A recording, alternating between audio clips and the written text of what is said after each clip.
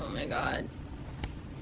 So, FCC just voted to repeal the net neutrality rules, which I actually don't know what that means for us content creators. It's kind of nerve-wracking. You haven't been following what's going on in the US because we're like in a shitstorm of just crap.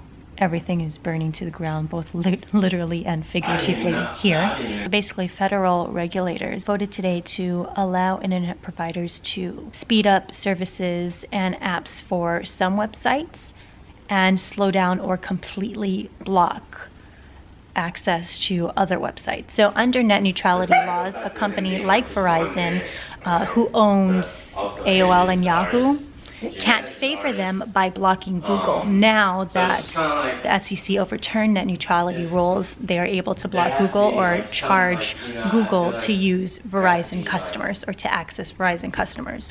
Yeah, that's where we're at right now. I don't really know what that means for the international community and what that means for content creators like myself who rely on an open and free internet.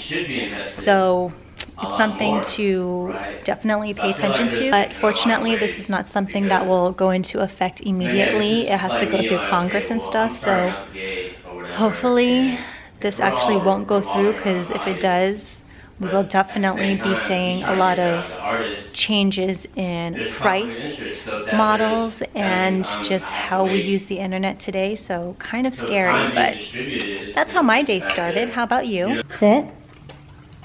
Gemma? Everyone sit. Good boys. Hello, stranger. No. No, no. Good girl. Good girl. Good girl, Bubs. I think you need a grooming, Mr. Lukey. Lukey Bear. I think you need a grooming. This is kind of like my second dog. I walk dogs and board them for people around my neighborhood. Gemma. Gemma.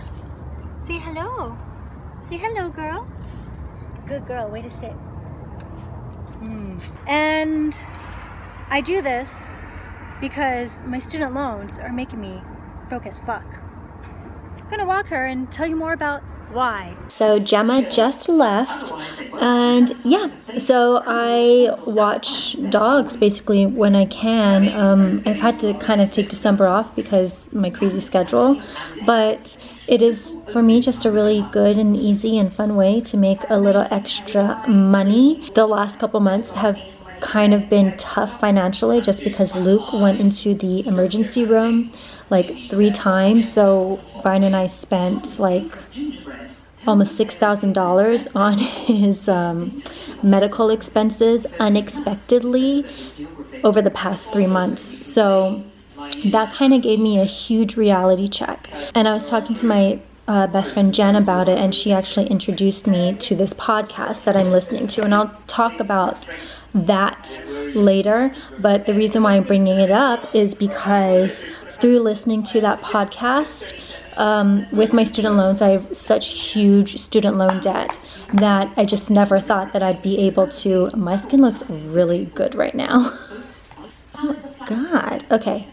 Focus. And I never thought that I'd be able to pay it off. I swear to God. It is like suffocating me to my core. I honestly thought I would kind of pass down my student loan debt to my kids and my grandkids because I didn't think that there was any way for me to pay it off. But listening to this podcast and rereading the book that my girlfriend recommended to me kind of inspired me to do so, because there are, believe it or not, people with way more debt than myself who have paid it off, and they just have to be committed.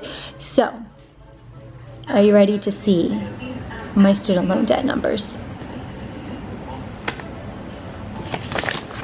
I don't think you're ready. So I also wanted to talk about this because a lot of you have asked me about college and my college experience, and the reason why I have such a big amount of student loan debt is because I went to private school undergrad and I went to private school grad school. And here's the thing, is like when you're an undergrad, you really don't know what you're signing, or I didn't know what I was signing when I signed up for student loans. Like I just knew I wanted to go get a higher education, and that was that, and that was my only way of being able to afford it. So I didn't know better. And when it came to grad school, I kind of just didn't have a choice because I have my bachelor's in marketing and I wanted to get my master's in broadcast journalism. That's a totally different field, so I had to go to school for it. So, I mean, I probably could have picked a less expensive school than USC, but my crazy ass didn't really think. It's all about, like, when you're in it, you just know that you need the money and you will do anything you can, and sometimes the easiest way is just to get student loan debt.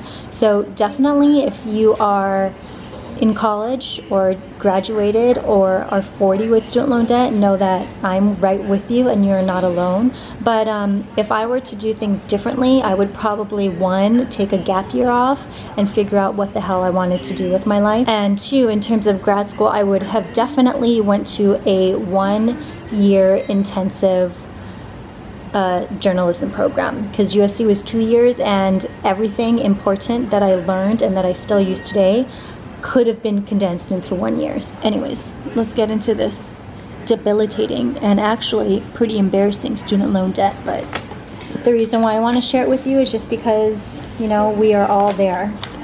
And hopefully one day, maybe in 5 years, I will be able to pay it off.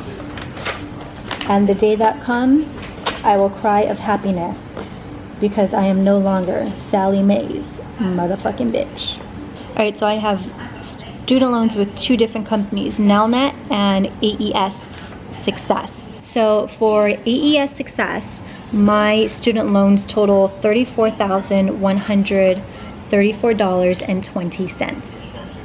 That's from one company. And for Nelnet, this is the kicker that'll make you want to kill yourself.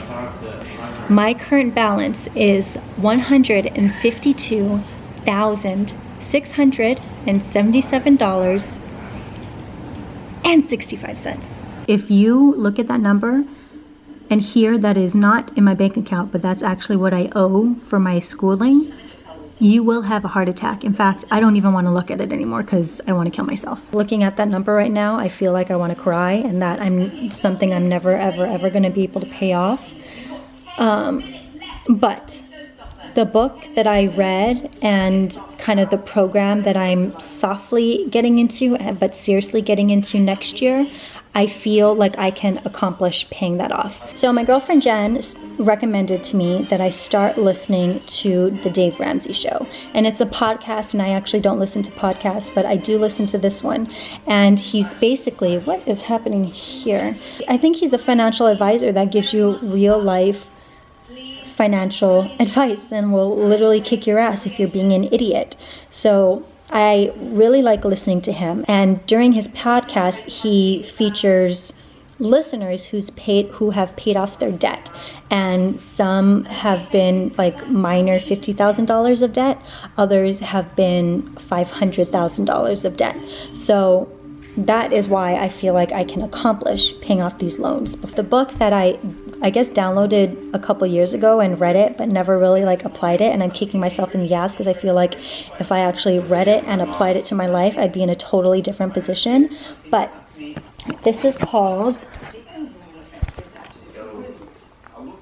Dave Ramsey Total Money Makeover. If you want to like commit to it, then go ahead and download it. I'll link all that information in the description box, but I would really recommend it. I read this book in probably about 2 days because I was really eager in changing my life, and I have started to make the steps to do so. Basically what it comes down to, and this is just like a really brushed over easy version of this book, is 1, budget, and 2, you gotta make more money. And the scary thing is the budget, you know? You don't wanna look at your finances and see where all your money goes and have to budget around that. So basically, what I did was I downloaded the Total Money Makeover app. And you can budget, you can do it on your phone, you can do it on your computer. And basically, you look through your finances.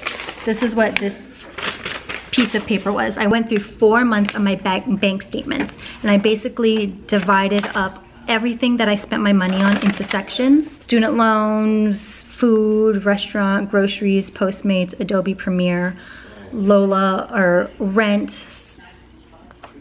Pandora, all these things. And and I kind of just averaged out over the months what I spend on average per month, and then adjusted a budget from there. And he recommends that once you figure out your budget, you actually pay everything with cash. I want to get to that point, but I just haven't yet, just because a lot of my bills are just paid online anyways. And just even budgeting your everything on your phone, like every time you make a grocery purchase, you add it into your phone, and that takes away from your monthly budget. So even me paying for groceries with my debit card, it still makes me more aware of things that I should and should not pay for, because I'm holding myself accountable. That's one thing I'm doing. And the other thing I'm doing is just making more money. And that's why I'm doing dog sitting, because although it doesn't happen every day, it is more money, and it's not like a large amount of money, but it is more. And next year I'm actually planning to launch something that you guys will see very soon that will also help supplement my income as well. So it's just like those kind of things, budgeting and making more money. As basically a freelancer, I don't have a stable income, so picking up extra jobs or picking up extra ways to make more money is kind of like an option for me, so I'm able to do that, and that's what I'm doing. And yeah, if you're in debt and like feeling like you'll never be out of it, just know that I'm right there with you. And sometimes I get anxiety and I cry because I feel so stupid that I got myself into this situation, but I also didn't know any better at the time. And now that I do, I'm making more conscious decisions and a more conscious effort to kind of not live this way anymore. But yeah, that's it. I'm gonna end it here because I feel like, you know, I wasn't really sure I wanted to talk about this because it is kind of embarrassing, but I also know that a lot of this is just the reality for a lot of us. And maybe if we can discuss or have this open conversation about it, we all won't feel alone, and we'll all feel a little bit better about the situations, financial situations we put ourselves into, and then maybe that'll motivate us to do extra in order to pay off what we need to pay off. I'm gonna log off here because I feel like we all have a lot of thinking to do. I wonder what my question of the day should be. My question of Vlogmas day 14 is, what's one expense that you spend constantly, that you spend money on, whether it's like coffee or Postmates or Pandora or whatever? What's one expense that you can get rid of in order to pay off your debts? Think about that. Mine's Postmates. I can easily get rid of Postmates if I just committed to cooking at home more often. So, see you guys tomorrow.